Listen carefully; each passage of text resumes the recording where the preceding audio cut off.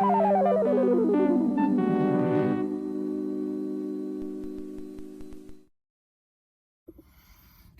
morning, everyone. Welcome to the program. It is Sunday. I am not live. I'm not in any of my usual locations. I'm here in Los Angeles. You can see that one strip here of how beautiful it is. Let's look at the underwear. They're green.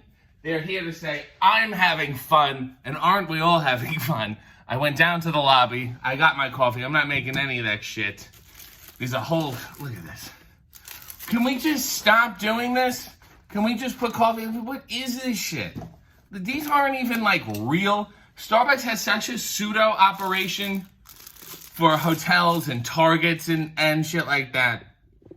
Anyway, I just wanted to say, you know when you're in a hotel and you leave the TV on, well, I leave it on, you know, when you leave the room. I always have like CNN on, because I like to listen to it, to like pretend to be concerned. And then also, if I want a nap, it's not a big deal. I just tune it out, right? So they're having a political roundtable discussion on. And this guy, you know, they get heated, but they try to be professionals. And we're talking about, let's have some decorum. And the guy said, well, who gives a rat's derriere? And I thought, you fucking nailed it. You better walk home with pride today, my friend. You said, well, you made your point in a tactful manner. And I congratulate you. Who gives a rat's derriere? I do. I'm excited for Los Angeles. It's been a longed week. Dynamite was a swell time. Introduced Mariah May to Tony Storm. That seems to be going swimmingly. Like all my social interactions, it went totally, wonderfully fine. I saw a lot of people. I'm going to continue to see some more people, do some business while I'm here. Obviously, just to clarify, there is no AEW today. It's a pay-per-view. Last night was Full Gear. There's plenty of other things rolling out today.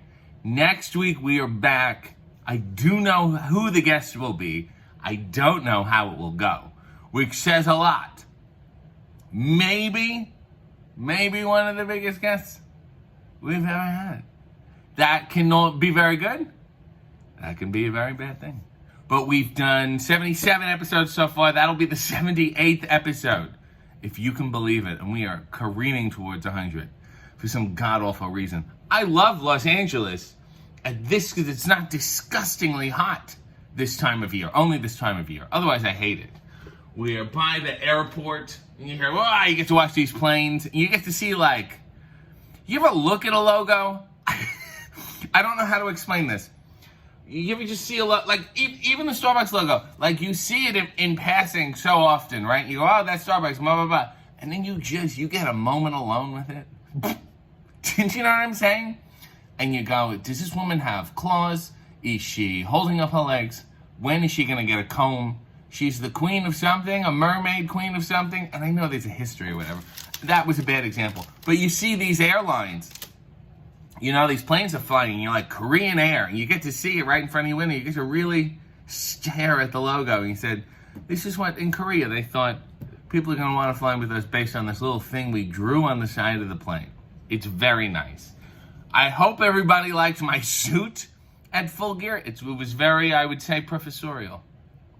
I'm mixing it up. And the next stop, pay-per-view-wise, after this, is World's End in Long Island. And I want to tell you a thing about Long Island, because I believe this is correct, and I should use this. This is my origin story.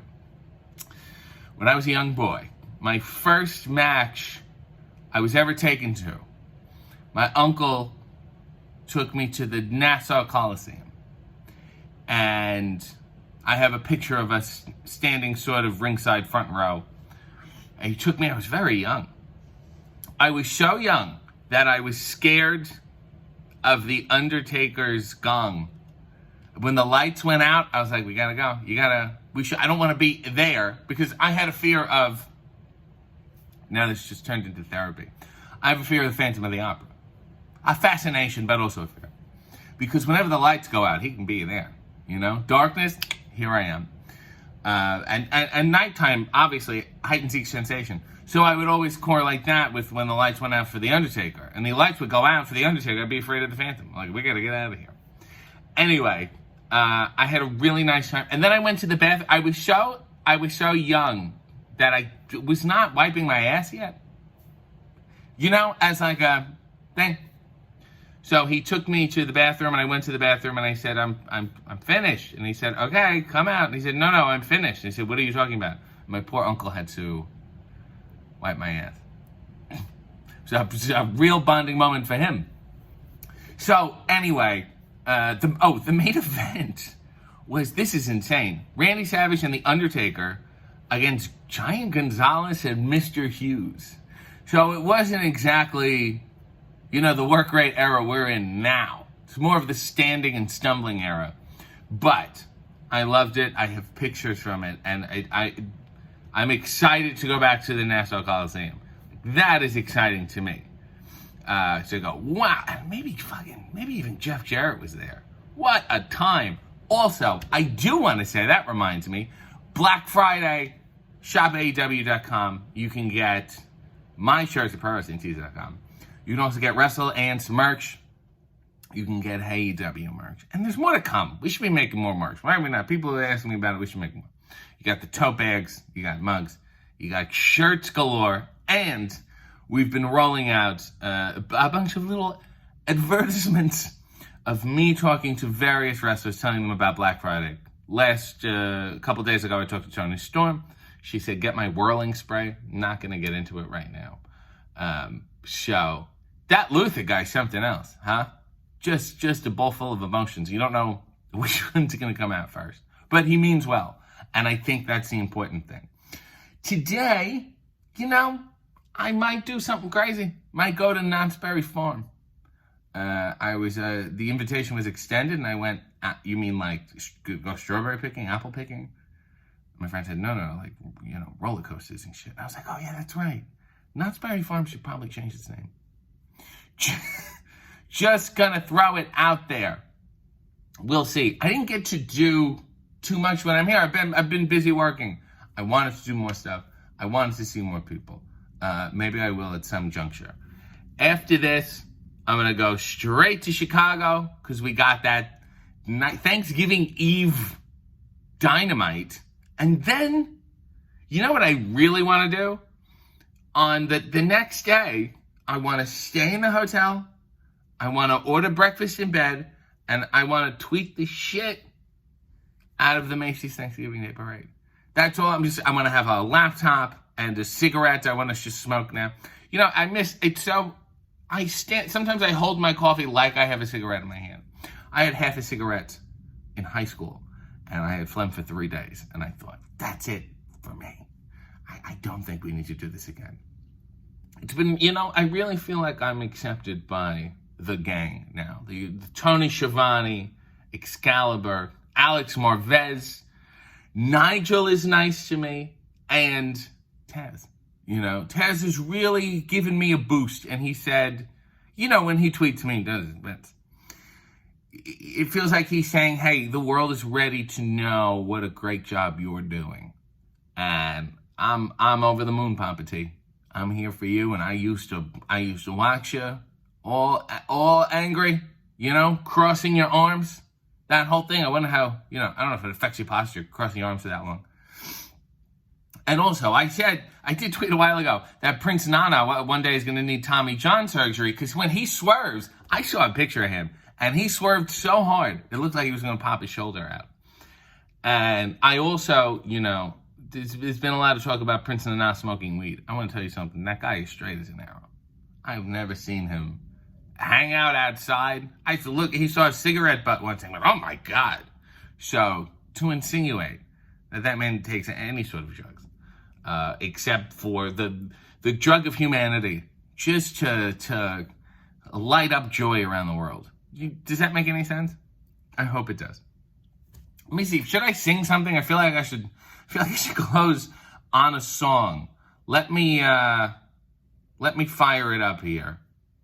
I'm going to look through my Spotify and maybe close with a little song for the kids for everybody, your top songs. These are not good songs. God, these are all Paul Simon. Nobody wants to hear me sing.